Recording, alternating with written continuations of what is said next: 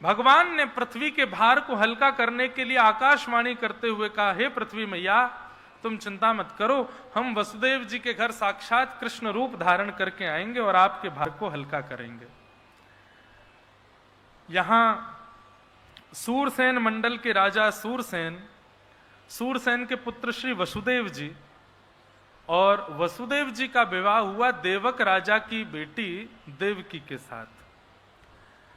देवकी को विदा करने के लिए उनका चचेरा भाई कंस जा रहा था, लेकिन जैसे ही विदा के मार्ग में जा रहे थे तभी आकाशवाणी हो गई कि कंस, जिस बहन को तुम विदा करने जा रहे हो, इन्हीं का अष्टम गर्भ तुम्हारा काल होगा। यह सुनते ही कंस को क्रोध आ गया और तुरंत देवकी का सर धड़ से अलग करने को प्रस्तुत हो गया। राक्षसत्व का लक्षण यही है कि उसका अंत बता दिया जाए तो वो अपने अंत को समाप्त करने की पूरी प्रयास में लग जाता है। ज्योतिषी जी ने यदि ये कह दिया, एक बात कह रहे हैं हम, कई लोग यहां पर हो सकता अन्यथा लें इस बात को, पर ज्योतिषी जी ने कह दिया तुम्हारी शनि की 7.5 चल रही है भाई, 7.5 साल तक तुम्हारा जो है समय थोड़ा सा ऐसा ही है। अच्छा मैं क्या करूं? बोले ये करो ये करो। आप जैसी प्रयास में लगे ना तो निश्चित ही आप कहीं ना कहीं कंस के भांति ही हो। आप कहोगे महाराज जी क्या कह रहे हो? हम देखो कंस के भांति तो आप लोग नहीं हो, लेकिन हम एक दूसरा उपाय बता रहे हैं। इतना विश्वास ठाकुर जी पर रखो, आपको बताएं शनि की 7.5 यदि खराब हो जाए तो वो सब सर्वनाश भी कर देती है, परंतु यदि कोई व्यक्ति उज्जवल भविष्य को प्राप्त करता है तो वो भी शनि की 7.5 में ही प्राप्त करता है। शनि यदि प्रसन्न हो जाए तो वो व्यक्ति को श्रेष्ठ भी बना देता है। जैसे ही पता चले शनि की 7.5 चल रही है, सोई वृंदावन आनो प्रारंभ कर दो। और वृंदावन आकर के देखो, यहाँ के सीमा पे ही शनिदेव बैठे हैं। आप लोग वृंदावन से दिल्ली जाओगे, अगर NH2 से जाओगे तो कोसी में शनि भगवान का मंदिर है, वो यहीं आकर के बैठे। क्यों बैठे पता है? एक बार ये शनि की 7.5 हनुमान जी पे आ गई, तो हनुमान जी बैठे थे, सो शनि महाराज आ गए। हनुमान जी बोले कैसे आए भैया गुरु भाई हमारे? बोले हम आपके ऊपर आएंगे 7.5 वर्ष के लिए, आपके संगी रहेंगे। हनुमान जी बोले बहुत बढ़िया, अकेले घूम घूम के हम परेशान हो गए, बोर हो गए, तुम संग रहोगे तो और आनंद आएगा। शनि महाराज बोले कहां बैठे हैं ये बताओ? बोले तुम एक काम करो, हृदय में तो राम सिया जी बैठे हैं, मस्तिष्क में तो वही बैठे हैं, हमारे अंग अंग में राम जी बैठे हैं, तुम एक काम करो पूंछ में बैठ जाओ। शनि महाराज बोले बैठ जाओ। बोले बैठ जाओ।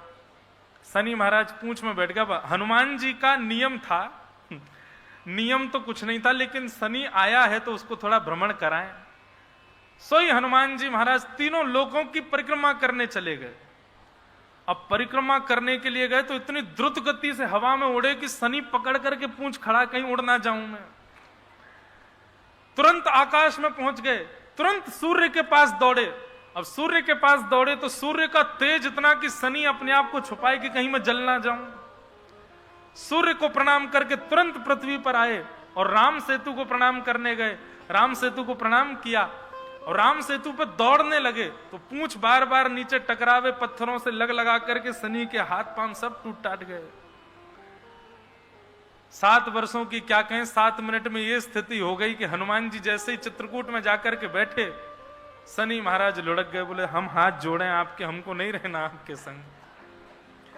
हनुमान जी महाराज बोले देखो शनि जी, आज के बाद आप किसी पर भी जाना, लेकिन कृष्ण राम भक्तों के ऊपर मत जाना, नहीं तो यही दुर्गति होगी तुम्हारी। तब शनि बोले मेरे जगह जगह घाव हो गए शरीर में, मैं क्या करूं? बोले आप वृंदावन की सीमा पर जाकर के विराजमान हो जाओ, ब्रज की सीमा पर जाकर के बैठ जाओ, वहां आने जाने वाले लोग आपको कृष्ण नाम अंकित तेल चढ़ा करके जाएंगे, उसी का लेप लगाना, उसी से ठीक हो जाओगे तुम। तो इसलिए भैया ये जितने भी ग्रह हैं ना, यदि कभी बिगड़ रहे हों तो उन ग्रहों से कह देना कृष्ण ग्रह ग्रहीतात्मा, ए ग्रह तू देख ले मेरे ऊपर कृष्ण ग्रह चढ़ा हुआ है, यदि तब मेरा कुछ बिगाड़ सके तो आना मेरे पास में। हमारे हाथ में एक अंगूठी नहीं मिलेगी आपको, इसका मतलब ये नहीं कि ग्रह भारी खड़े हो, रुक जा ब्यास तू बाहर आ। हमारे संग लाल जी बैठे, भैया काय बात की चिंता। और देखो जीवन में जो आना है, मैंने अभी अभी कहा, सबको प्रसाद बना दो ठाकुर जी का, किसी से मत घबराओ, सब मंगल होगा, ठाकुर जी सब उज्जवल करेंगे। कंस की भांति भयभीत मत होइए। कंस को जैसे पता चला कि इनका अष्टम गर्भ काल होगा, तुरंत तलवार निकाल के मारने लगा।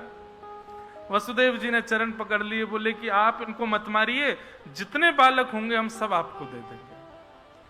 कंस ने 6 बालकों का वध कर दिया।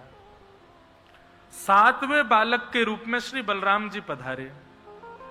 बलराम जी के आने की जाने की खबर पाते ही ठाकुर जी ने योग माया को आज्ञा की, बोले ये बलराम जी हैं, पहले तो छोटे बन के गए थे तो इनका क्रोध पे वश नहीं था, अब ये हमसे बड़े बन के गए, अब तो ये पूर्ण अधिकार से क्रोध करेंगे, ये जन्म लेते ही कंस को मार देंगे, इसलिए कृपा करके कैसे भी इनको स्थानांतरित करो। और योग माया ने कुछ महीने के बाद ही देवकी मैया के गर्भ से श्री बलराम जी को रोहिणी जी के गर्भ में स्थापित कर दिया। 7वां बालक गर्भ में मर गया, ऐसी खबर कंस को प्राप्त हुई। यहां गोकुल में रोहिणी मैया के गर्भ से श्री बलभद्र जी का प्रादुर्भाव हुआ। बोलो बलराम जी महाराज की, शंकरषण भगवान की। ये भगवान के शेषनाग ही बलराम जी के रूप में पधारे। अब धीरे धीरे आ रहा है 8वां बालक। कंस ने महाराज पहरेदारी बढ़ा दी, डबल डबल ताले लगवा दिए, पहरेदारों से कह दिया तुमको दुगना दुगना वेतन दूंगा, मेरा काल निकल के भागने ना पाए, ध्यान रखना। देवकी अब सुंदर दिखती हैं, बहुत सुंदर, वैसे ही सुंदर हैं, लेकिन अब कुछ ज्यादा सुंदर दिखती हैं। जा दिन ते हरि गर्भ ही आए। गर्भ में जब से ठाकुर जी आए हैं, एक बात कहें बंधुओं, जिनके चित्त में ठाकुर जी आ जाते हैं ना, वो भले ही काले हों, वो भले ही कुरूप हों, भले ही सुंदर ना दिखते हों, पर फिर भी उनकी कांति ना आकर्षक हो जाती है। हमारे वृंदावन के गोवर्धन के संतों को देखो, ये बड़ी बड़ी जटाएं, ये बड़ी बड़ी दाढ़ियां और पूरे मुंह पे चंदन तिलक लगाए घूमे, फिर भी उनके आगे कोई दुनिया को सुंदरतम व्यक्ति भी फीको लगे, इतने सुंदर लगे। तो हमारे मलुकपीठ वाले महाराज जी क्या सुंदर जटा बना करके ऊपर ये उर्धपुंड इतना बड़ा बड़ा तिलक लगा के, कोई वस्त्रों को देखे तो कोई ऐसा नहीं व्यवस्थित वस्त्र हैं, एक ही वस्त्र को घुमा के पहनते हैं, पर देखो उनको देखते हैं तो ऐसा लगता है बस देखते रहें। पंडित श्री गया प्रसाद जी महाराज, हम अपनी पूरी कथा उन्हीं को ही सुनाते हैं। पूज्य श्री पंडित जी महाराज, पूज्य श्री गया प्रसाद जी महाराज, इनके संग ठाकुर जी क्रीड़ा करते थे, खेलते थे। मैं कभी कभी कथा में विचलित हो जाता हूं तो मैं इनको ही देख के सुनाता हूं। इनका दर्शन करो, देखने में ऐसे लगेंगे, आयु तो होगी 70-80 के आसपास की, पर देखने में ऐसे लगते हैं जैसे कोई 2-3 वर्ष का बालक हो, इतनी कोमलता। गोवर्धन में एक महाराज जी है, मैं नाम नहीं बोलूंगा क्योंकि उनको प्रिय नहीं है उनका प्रचार हो, और वो सबसे मिलते भी नहीं, केवल 1 घंटा मिलते हैं दिन में। उनके अंग का आपने अगर स्पर्श कर लिया ना तो ऐसा लगेगा कि मानो रूई को छू रहे हो क्या आप। ये इस बात का प्रतीक है कि व्यक्ति के मुख पर, व्यक्ति के नेत्रों में, व्यक्ति की वाणी में, व्यक्ति के अंग प्रत्यंग स्वभाव में थोड़ी कोमलता आ जाए, वो अनायास ही आकर्षक लगने लग जाए। आकर्षण कामजन्य नहीं होना चाहिए, ये भी बात है। सांसारिक कामजन्य आकर्षण नहीं। आकर्षण मतलब केवल और केवल उनके सामने बैठकर के हम अपने संशयों का समाधान पा रहे हैं, उनको देख करके केवल लगता है मानो कि साक्षात ठाकुर जी ही मिल गए हों। ऐसे संत वृंद भी जब दिखते हैं तो लगता है कि ये आकर्षक क्यों है, क्योंकि उनके चित्त में ठाकुर जी बैठे हैं। जिसके चित्त में ठाकुर जी आ जाते हैं वो ऐसे ही हो जाते हैं।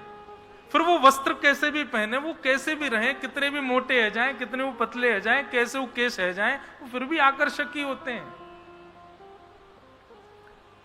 देवकी आकर्षक हो गई है। कभी कभी कंस कारागृह में जाता है और देवकी को देखता है तो देखता रह जाता है और मन में विचार करता है पहरेदारों को हटा दूं, ताले तोड़वा दूं, मैंने ऐसी अपनी सुंदर सी इस बहन पर कितना अत्याचार कर रखा है। लेकिन तुरंत अपनी बुद्धि को सुधारता है, अरे तू दयालु क्यों हो रहा है कंस, तू तो राक्षस है। अपने आप दया जन्म ले ले चित्त में, अपने आप दीनता आ जाए चित्त में, जिसको देख करके समझो उसके चित्त में ठाकुर जी बैठे हैं। भादों का महीना, अष्टमी तिथि, मंदम मंदम जलधारा, आकाश से मंदम मंदम जलधारा गिर रही है। पवन मंदिराचल पर्वत पर चंदन की सुगंधियों को खींच करके बह रही है। ऐसी मधुरतम वायु का प्रवाह मथुरा और पूरे ब्रजमंडल में हो रहा है कि सब गहरी निद्रा में सोए हैं। सैनिक सोए हैं, द्वारपाल सोए हैं, कंस सोए हैं, सब ब्रजवासी ब्रजनारी सोए हैं। जैसे ही मध्य रात्रि हुई, ऐसी सुगंधी चंदन की सी पूरे मथुरा में और पूरे ब्रजमंडल में महक उठी। उसी समय कंस के कारागृह में देवकी मैया के गर्भ से एक दिव्य तेज प्रकट हुआ और दिव्य तेज प्रकट होते ही नन्हे से बाल कृष्ण प्रभु का प्रादुर्भाव हुआ। बोल बाल कृष्ण लाल की, कृष्ण कन्हैया लाल की। हाँ, इतनी धीरे जय बोलो कि कंस उठ नहीं जाए। ऐसे ही जय बोल रहे हो आप लोग तो। बोल बाल कृष्ण लाल की। हाँ, अब लगी ना कि नंद भवन में हम लोग पहुंच गए, ठाकुर जी का जन्म हुआ। सब लोग नेत्र बंद करो, हाथ जोड़ करके ठाकुर जी की एक मधुर छवि का निर्माण अपने चित्त में करो। ठाकुर जी छोटे से ही हैं, पर छोटे से ठाकुर जी ही कैसे हैं? तमद्भुतम बालकमंबुजक्षणम चतुर्भुजम शंख गदायुधायुधम श्रीवत्सलक्ष्मं गलसौभकौस्तुभम पीतांबरम सांद्रपयोध सौभगम। नन्हे से ठाकुर जी के चतुर्भुज रूप हैं, शंख चक्र गदा पद्म हाथों में धारण किए हैं, पीतांबरी ठाकुर जी ने पहनी हुई है, सांवला सा ठाकुर जी का मुख है, कमल जैसे ठाकुर जी के नेत्र हैं, कमल जैसी मुखाकृति है, कौस्तुभ मणि गले में पहन करके ठाकुर जी पूर्ण श्रृंगार करके देवकी मैया के गर्भ से प्रकट हुए। इसीलिए शुकाचार्य जी कहते हैं अद्भुतम बालकम, बालक है पर अद्भुत है, देख करके आकर्षण हो रहा है। ऐसे नन्हे से बालकृष्ण प्रभु प्रकट हुए हैं। देवकी मैया वसुदेव जी ने चरणों में प्रणाम किया, प्रणाम करके विनती करी, ठाकुर जी छोटे से है जाओ। ठाकुर जी बोले मैया हम छोटे रह जाएंगे, आपको दूध पी लेंगे, लेकिन वाके बाद आपको हमको ले जा करके जो है गोकुल में विराजमान करना पड़ेगा। हम फिर 11 वर्ष 56 दिन गोकुल में रह के आएंगे, तब महाराज कंस को मारेंगे, तब आपको मुक्त करेंगे। यदि इतना वियोग सह सको तो हम छोटे होंगे।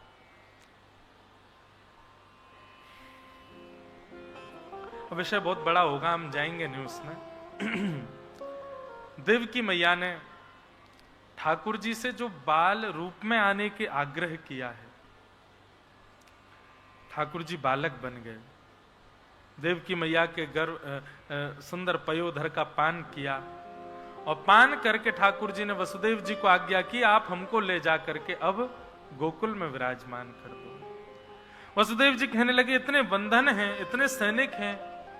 ठाकुर जी बोले व्यक्ति यही गलती करता है, मेरी भक्ति के प्रस्ताव आने पर पहले बंधनों को गिनता है कि मुझ पर ये बंधन है, मैं कैसे आपकी शरण में आऊं। ठाकुर जी कहते हैं बंधन गिन करके मेरी शरण में ना आना ये अपराध है, तो क्या करें? बोले बंधनों को रहने दो, बंधनों को होने दो, आप मेरे शरण ग्रहण कर लो, इतना विश्वास मुझ पर करो, बंधन खोलने की जिम्मेवारी मेरी है, बंधन मैं खोलूंगा।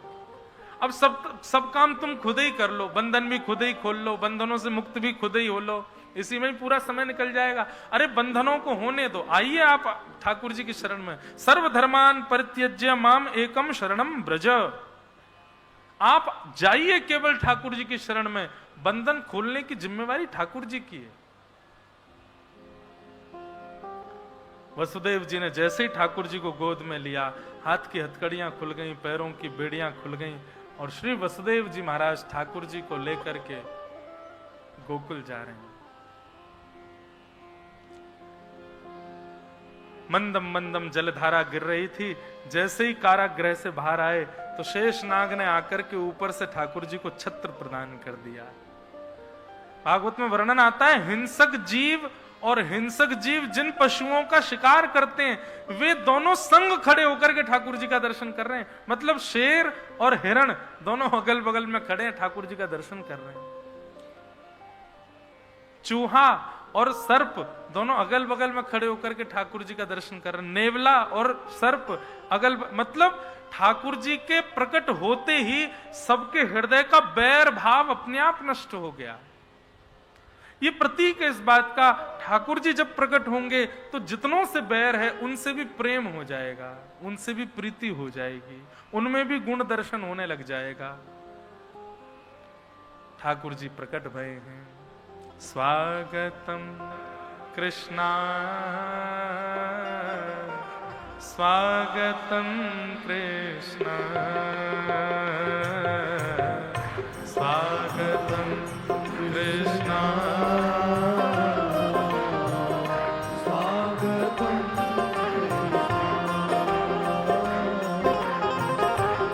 स्वागतम स्वागतम कृष्णा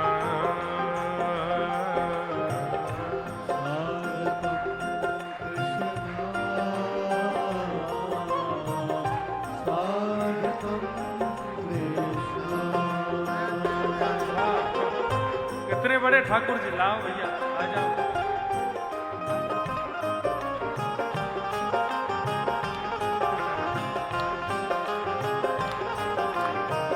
स्वागतम कृष्णा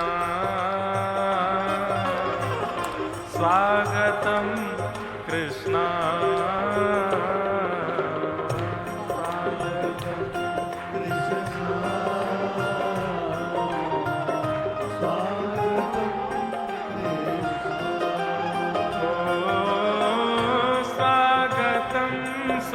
स्वागतम शरणागतम कृष्णा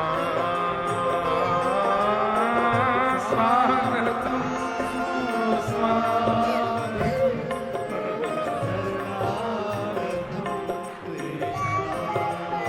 नहीं, अब ठाकुर जी गोकुल आ गए, कह रहे वापस मथुरा जाऊंगा।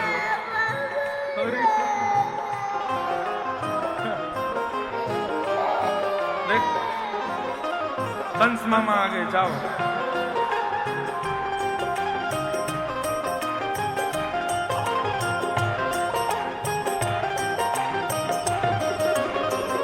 भुजा उठा के गाओ, स्वागतम कृष्णा स्वागतम कृष्णा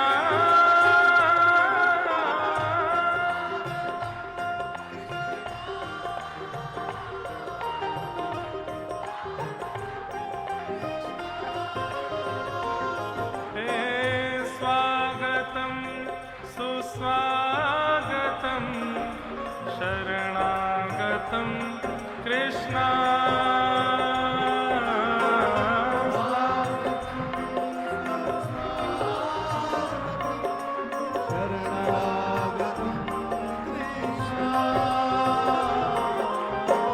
स्वागतम सुस्वागतम शरणागतम कृष्णा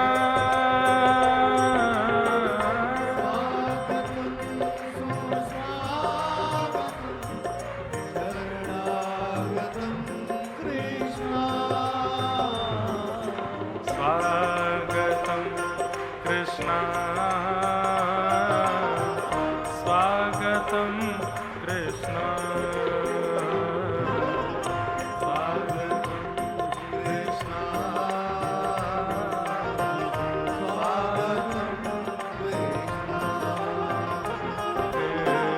स्वागतम कृष्णा स्वागतम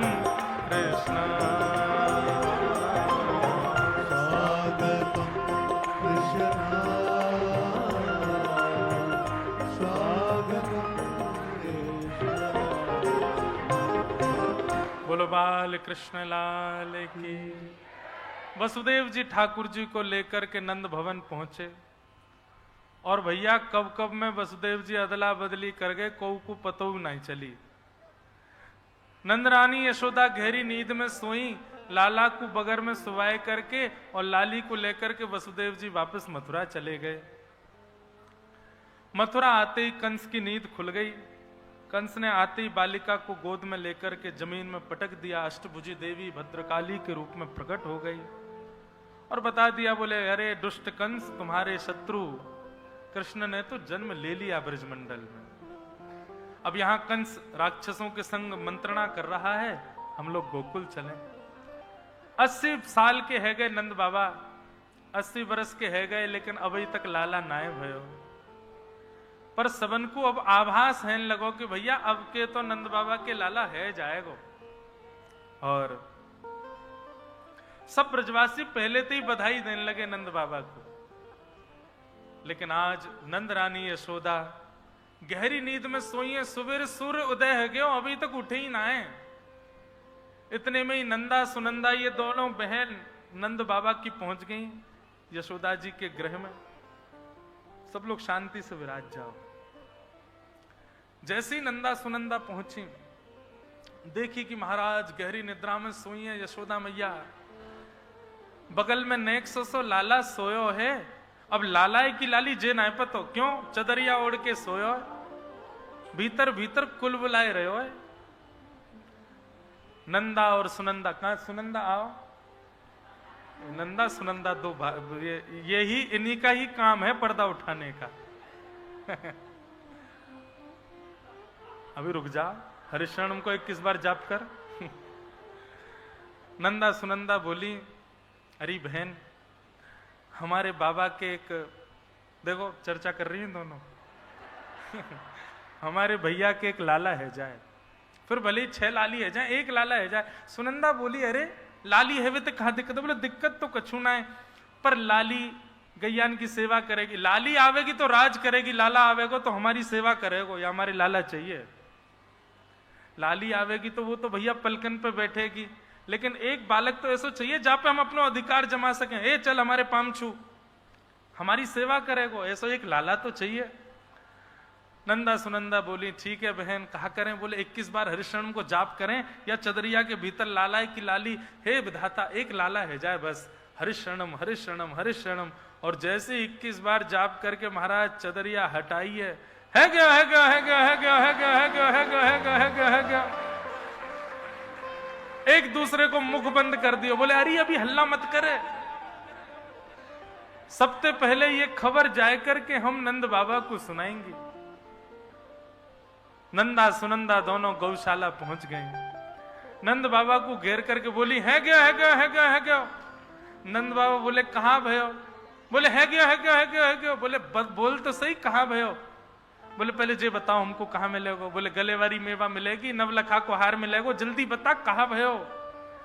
नंदा सुनंदा बोली, बाबा आपने इतनी ब्रजवासीन की सेवा करी, इतनी गैयान की सेवा करी, यमुना जी की प्रार्थना करी, सब ब्रजवासी संत वैष्णवन की आशीर्वाद सो आपके घर नीलमणि जैसो लाला भयो है, बधाई हो। आज एकादशी है, नेक और जोरते बधाई बोलो। वृंदावन में बैठे हो, बधाई हो बधाई हो बधाई हो। अब तो महाराज बधाई की आवाज जैसे ही ब्रजवासी ने सुनी, सब दौड़े दौड़े हमें। बोले कहा भयो कहा भयो। ग्वाल बालन को पतो चली महाराज माखन मिश्री ले ले करके सबन ने गोला बनाए बनाए करके एक दूसरे पे मारना शुरू कियो। कोई भी पूछे कहा भयो, तो जैसे ही बोले कहा भयो, तो कहा बोलवे में ऐसा माखन को गोला बना के फेंकते, सीधे वाके मुंह में है कि गपाकते भीतर चलो जातो। वो बोलता, अरे बताओ तो सही कहा भयो। बोले तेरा मुंह चीकने होगा, वो ना पता चली कहा भयो। अरे भैया नंद जी के लाला भयो है। सब ब्रजवासी आनंद करने लगे, नाचन लगे। नंद बाबा ने महाराज मूछन में इत्र लगायो, आंखन में काजल लगायो, पीरो चंदन लगायो। नंद बाबा आज 80 वर्ष बाद लाला के पिताजी बने हैं। वे तो 16 वर्ष के भांति महाराज आनंदित है गए। सब ब्रजवासी नाच रहे हैं, गा रहे हैं, आनंद कर रहे हैं। बंधुओं, आप सब लोग भी ऊधम मत मचाना, बस खड़े होकर नृत्य करना है। एक दूसरे पे गिरना नहीं, झपकना नहीं, लूटना नहीं, इधर उधर गिरना नहीं। और किसी की अगर कोई सामग्री वगैरह हो तो भैया छुपाए लियो, यदि चली जाए तो हम तो मत कहियो। फिर सब ब्रजवासी पहुंचे महाराज और सब गा रहे हैं, हो ब्रज में है रही जय जयकार, नंद घर लाला जायो है। ब्रज में है रही जय जयकार, नंद घर लाला जायो है। हो ब्रज में है रही जय जयकार, नंद घर लाला जायो है। ब्रज में है रही जय जयकार, भैया ये कथा कहीं बाहर नहीं है रही है, ब्रज में ही है रही है। या हमारे थोड़ी देर के लिए आपको भूलना पड़ेगा कि आप बाहर के हो, कहां के हो। सबरे ब्रजवासी हो, बांधो अपने अपने फेंटा और है जाओ शुरू। हो ब्रज में है रही जय जयकार, नंद घर लाला जायो है। ब्रज में है रही जय जयकार, नंद घर लाला जायो है। नंद रानी ने लाला जायो है, लाला जायो है। नंद रानी ने लाला जायो है, अरे हाँ लाला जायो है। यशोदा ने लाला जायो है, लाला जायो है। यशोदा ने लाला जायो है। ब्रज में, ओ ब्रज में जितने भाई लोग हैं यहाँ पे, और उन भैयान पे यदि पटका हो तो सिर पे बांध लो बढ़िया फेंटा। और जितनी मैयाएं सबरी आया तो को घूंघट कर ले और बन जाओ सबरे ब्रजवासी। ओ ब्रज में, ओ ब्रज में, ओ ब्रज में है रही जय जयकार, नंद घर लाला जायो है।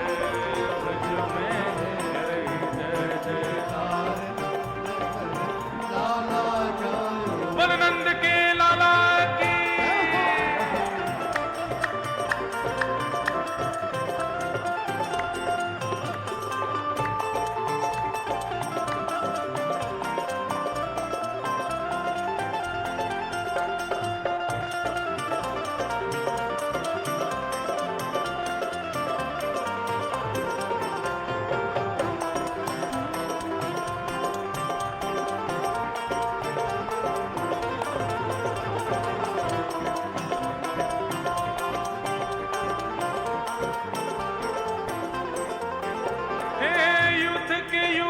नंद घर आवे, यूथ के यूथ नंद घर आवे। यूथ के यूथ नंद घर आवे, यूथ के यूथ नंद घर आवे। बाल बाल सब हिल मिल गावे, बाल बाल सब हिल मिल गावे। हे ग्वाल बाल सब हिल मिल गावे, ग्वाल बाल सब हिल मिल गावे। ब्रह्मानंद समान आज सुख सबने पायो है,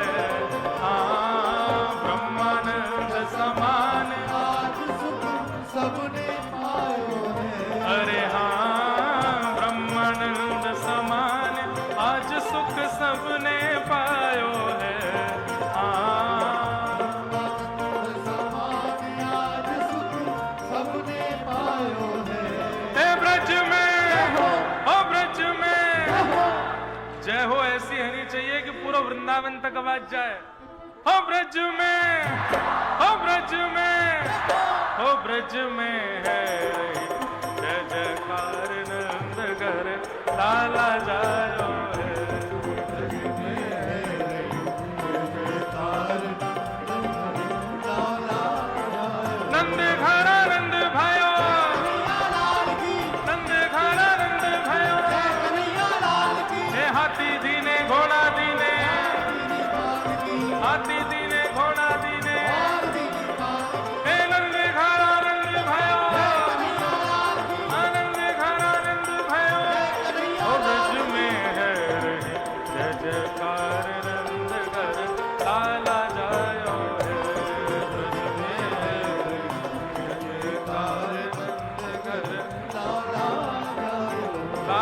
जायो है, नंद रानी ने लाला जायो है। लाला जायो है, नंद रानी ने लाला जायो है। अरे हाँ लाला जायो है, यशोदा ने लाला जायो है। लाला जायो है, यशोदा ने लाला जायो है। हे ब्रज में, ओ ब्रज में, ओ ब्रज में है रही जय जयकार नंद घर लाला जायो है।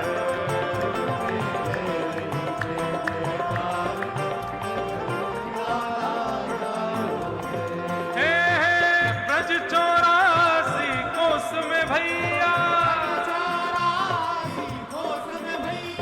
ब्रज 84 कोस में भैया, अरे सब कहे धन्य यशोदा मैया, सब कहे धन्य यशोदा मैया, सब कहे धन्य यशोदा मैया। क्यों? 80 साल की आयु में सुत ऐसो जायो है। 80 साल की आयु में सुत ऐसो जायो है। अरे हाँ 80 साल की आयु में सुत ऐसो जायो है। 80 साल की आयु में सुत ऐसो जायो है।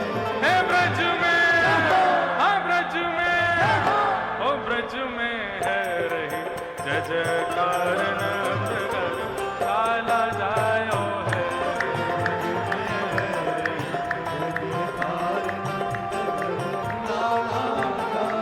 हाँ ब्रज में है रही जय जयकार नंद घर लाला जायो है।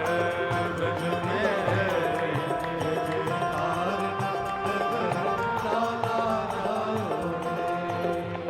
बलनंद के लाला की जय।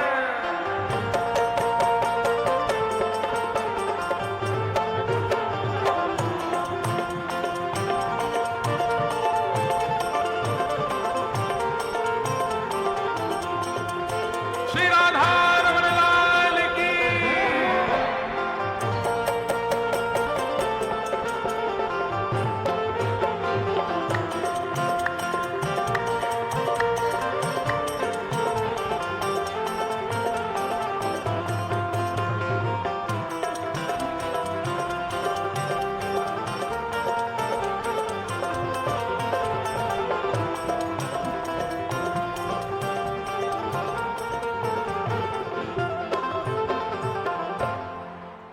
जियो श्याम लाला, जियो श्याम लाला, पीली तेरी पगड़ी रंग काला।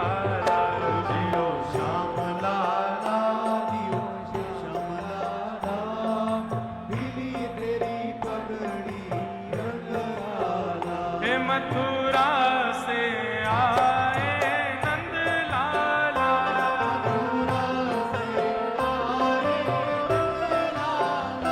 मथुरा से आए नंद लाला।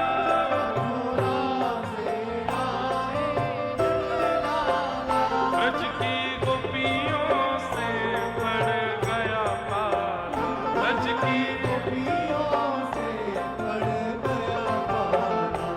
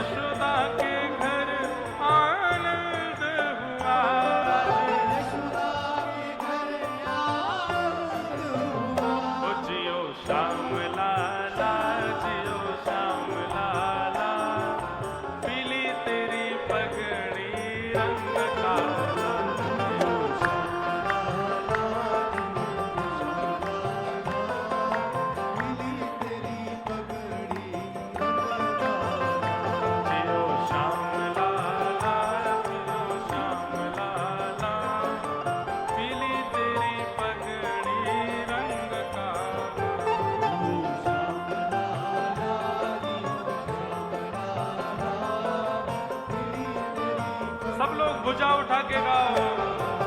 हे हाँ हाँ ओ नंद घरा नंद भयो जय कन्हैया लाल। नंद घरा नंद भयो जय कन्हैया लाल। हे नंद घरा नंद भयो जय कन्हैया लाल। नंद घरा नंद भयो जय कन्हैया लाल। ओ जय कन्हैया लाल की जय यशोदा लाल की।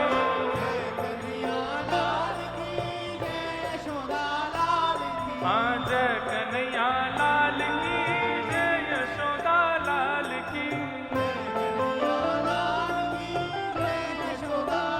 हे हाँ हाँ ओ नंद घरा नंद भयो। हे नंद घरा नंद भयो। हे नंद घरा नंद भयो। हाँ नंद घरा नंद भयो। हे जय कन्हैया लाल की जय यशोदा लाल की। जय कन्हैया लाल की जय यशोदा लाल की। जय कन्हैया लाल की जय यशोदा लाल की। हे हाँ हाँ ओ नंद घरा नंद भयो। हे नंद घरा नंद भयो। नंद घरा नंद भयो। हे नंद घरा नंद भयो। नंद घरा नंद भयो। हे नंद घरा नंद भयो। हे बधाई है बधाई है। बधाई है बधाई है। बधाई है बधाई है। नंद बाबा को बधाई है। वसुदेव जी बधाई है। मई है बधाई है। हे बधाई है बधाई है। बोल नंद जी के लाला की।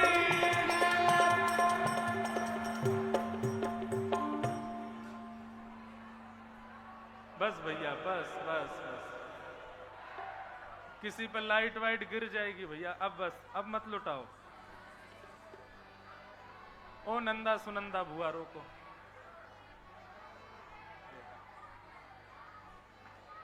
आप सब लोगन को लाल जी के मंगल जन्मोत्सव की बधाई हो। बधाई हो। बधाई हो। कई लोग पूछते महाराज जी ठाकुर जी का उत्सव कैसे करना चाहिए। अगर हम बता दें कर सको तो सुनो। भोजन का पता ना हो, जल कब पिया यह भी भान ना हो, कब सोए थे कब उठे इसका भी पता ना हो, और नृत्य करते करते कहां वस्त्र गए हैं, कहां आभूषण गिरे हैं, क्या स्थिति हो गई है, ऐसे बेसुध से अगर है जाओ तो समझो कि आपने उत्सव किया। लेकिन जिस उत्सव में यह भी पता है कि भाई आज हलवाई क्या बना रहे हो, एक चटकदार बनाइयो भैया। सोना कितने बजे? 10 बजे हमको बिस्तर चाहिए, हीटर वीटर लगवा दियो बढ़िया।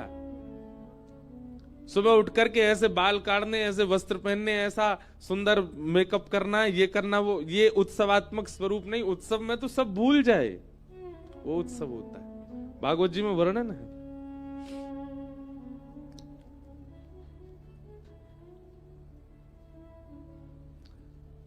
ब्रजवासियों की ऐसी स्थिति हो गई है कि कब सोए हैं, कब जागे हैं, कब खाए हैं, कब पिए हैं, इसका कोई पता नहीं है। बस नाच रहे हैं, नंद घर आनंद भयो जय कन्हैया लाल की। किसी के उत्साह को देख करके इतना उत्साह, इतना उत्साह, इतना उत्साह। किसी ने पूछा, अरे भैया तू तो इतनी जोर से नाच रहा है, इतनी जोर से उत्सव मना रहा है, तेने देख लियो नंद जी को लाला? नाचते नाचते बोलो, नहीं नहीं अभी नहीं देखो। बोले तेने देखो ही ना, तो फिर इतनों का ही नाच रहा है। बोल पतो ना क्यों, बिना देखे ही इतना सुख मिल रहा है, यूं लग रही है देख लियो तो जन कहा होएगो। सब अपने घर सजा रहे हैं, सब अपने घरों के बाहर बंधन बाहर बांध रहे हैं, सब ब्राह्मणों को बुला करके वेद ध्वनि अपने अपने, मतलब जिस घर में बालक उत्पन्न हुआ उस घर की सजावट हो समझ आता है, उस घर में ब्राह्मण जाए समझ आता है, उस घर में वेद मंत्र उच्चारण हो रहा हो समझ आता है।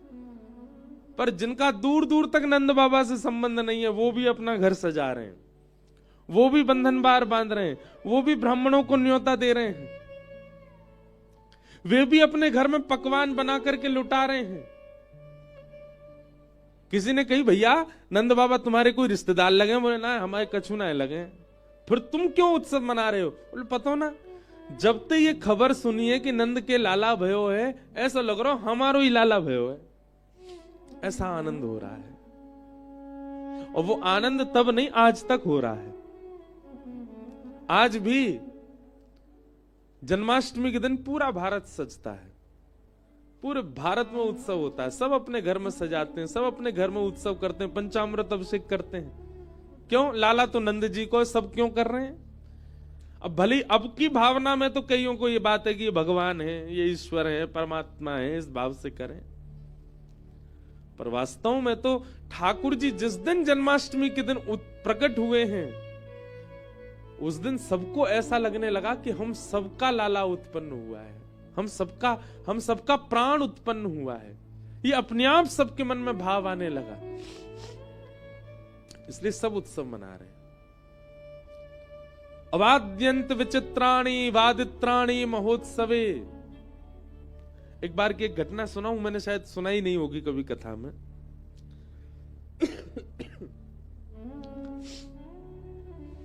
लॉकडाउन में वृंदावन में एक जगह है, अब हम नाम बोल देते हैं ना तो लोग बाग ढूंढने लगते हैं, पर वो बड़ा गोपनीय स्थान है, वहां ज्यादा भीड़ जाती नहीं है। बता देते हैं, फिर भी मिलेगा नहीं जहां तक है। रामबाग बहुत पुराना स्थान है, बहुत प्राचीन, कम से कम 150-200 वर्ष पुराना तो मंदिर ही है, वो कोई नहीं जाता। तो कोविड का टाइम था, कोरोना चल रहा था, वृंदावन में बिल्कुल शांति, कोई लोग बाग आते ही नहीं थे। तो भैया फोन अपने सब लोग साइलेंट स्विच ऑफ कर लो, जिनके भी बज रहे हैं। हमारी बंसी ठीक बज रही है, वह अपनी बंद कर ली।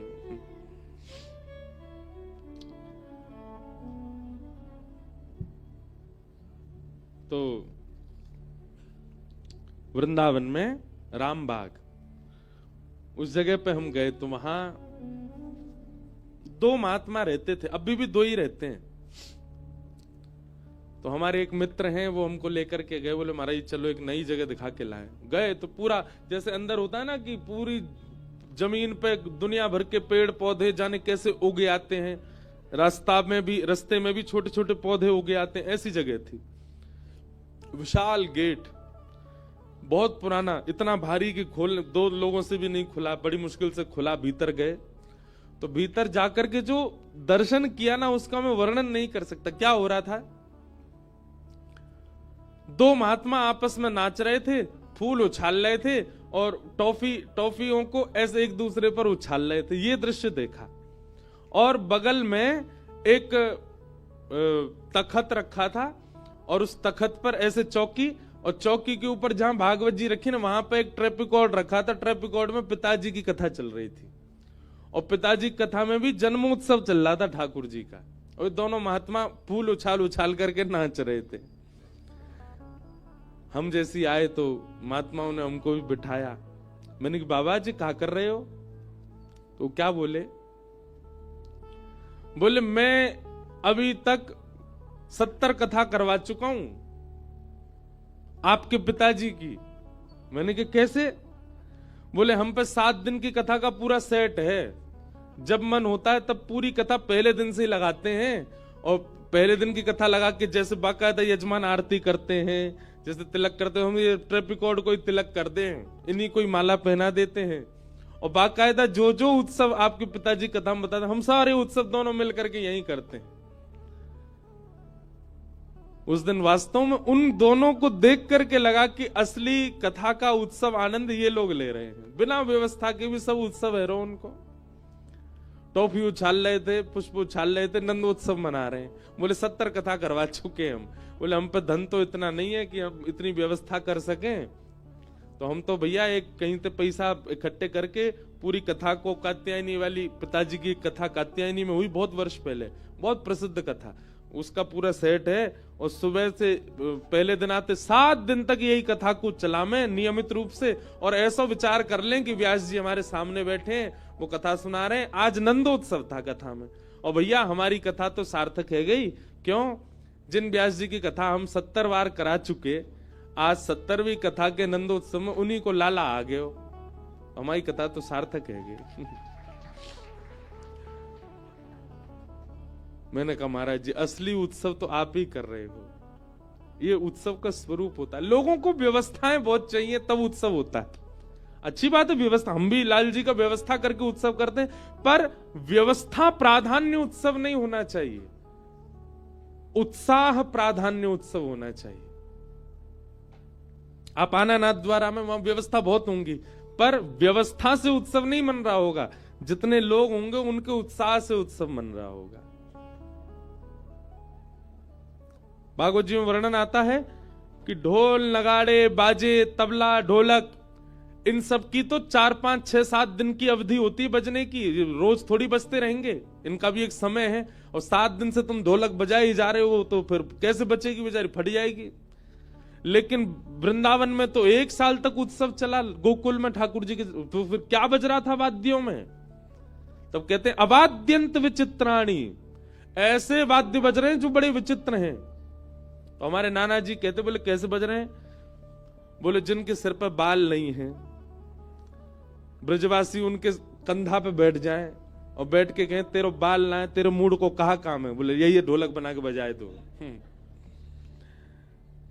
और बोले हाथों से विचित्र विचित्र आकृति बना करके उसमें से स्वर निकाल रहे हैं, कोई अपने गाल बजा रहा है, कोई मोटी पेट वार बजा, वो हो ढोल आगो ये बजाओ। ऐसे उत्सव मन रहा है पूरे गोकुल में। और सुनो, जिनके साथ ऐसा कर भी रहे, जिसका किसी का मूड बजा दिया, किसी के पेट पे बजा दिया, उसको भी बुरा नहीं लग रहा, वो कह रहा न घुमकी तो लगा जोड़ते। ऐसा उत्सव मन रहा है पूरे ब्रज में। क्यों? क्योंकि सब आनंद में है। और जब सब आनंद में होते हैं ना, किसी को अपने मान की चिंता नहीं होती। फिर मेरा मान हो, मेरा सम्मान हो, मेरी प्रतिष्ठा हो। उत्सव में यही होना चाहिए, मान रहित होकर के उत्सव होता है।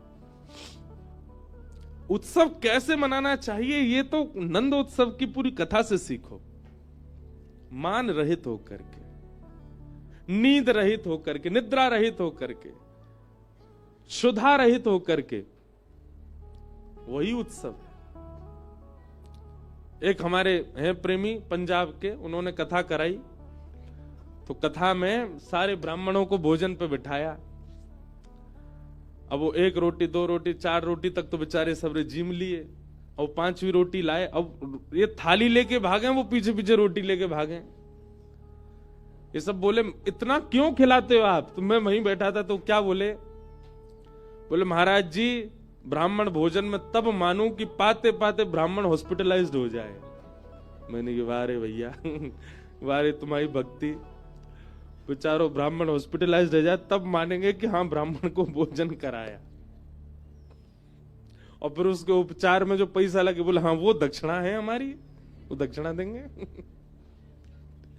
तो लोग बागों के ऐसे भाव है। सीधी बात, देह को जो जो चाहिए अभिमान रूप में, जैसे निद्रा देह का अभिमान है, प्यास देह की जरूरत अभिमान है, क्षुधा भूख ये देह का अभिमान है,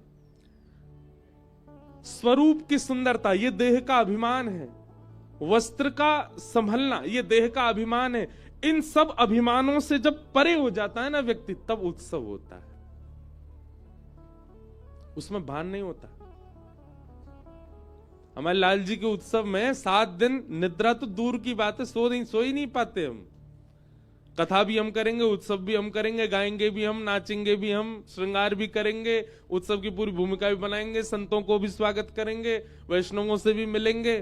सोने का समय कहाँ है? और जहां निद्रा सोली जबरदस्ती सब लोग भेज देते हैं, 2-3 घंटा सो लेते हैं, पर निद्रा का समय नहीं होता वहां। वही तो उत्सव है। और घर के लोग तो भैया 5-6 दिन का ब्याह उत्सव करते हैं, उसके बाद फिर सब बीमार पड़ जाते हैं। मैया को जे हो गया, पिताजी वहां पड़े हैं, ये क्यों सोए नहीं। पर लाल जी के उत्सव विश्राम होगा, 2 दिन बाद से दूसरी जगह कथा भी शुरू हो जाएगी और सब स्वस्थ रहेंगे, क्योंकि वो उत्सव वो यज्ञ से कम नहीं है। जब उत्सव होता है ठाकुर जी का, आप जितना उछल के नृत्य करते हैं ना, उतने अश्वमेध यज्ञों का फल आपको मिल रहा होता है। सबसे बड़ा उत्सव है, सबसे बड़ा यज्ञ है। हम तो कथा में कहते हैं कि सूझबूझ करके नृत्य नहीं करना चाहिए कभी भगवत कथा में। अरे कोई तेज ताल वाला भजन आ गया, चलो नाचते हैं, नहीं। नृत्य कैसा होना चाहिए? जहां आपके पैर रुके ही नहीं पा रहे, जहां आपका मन रुके ही नहीं पा रहा, आपका रोम रोम कह रहा है नहीं भाई अब तो नृत्य करना है,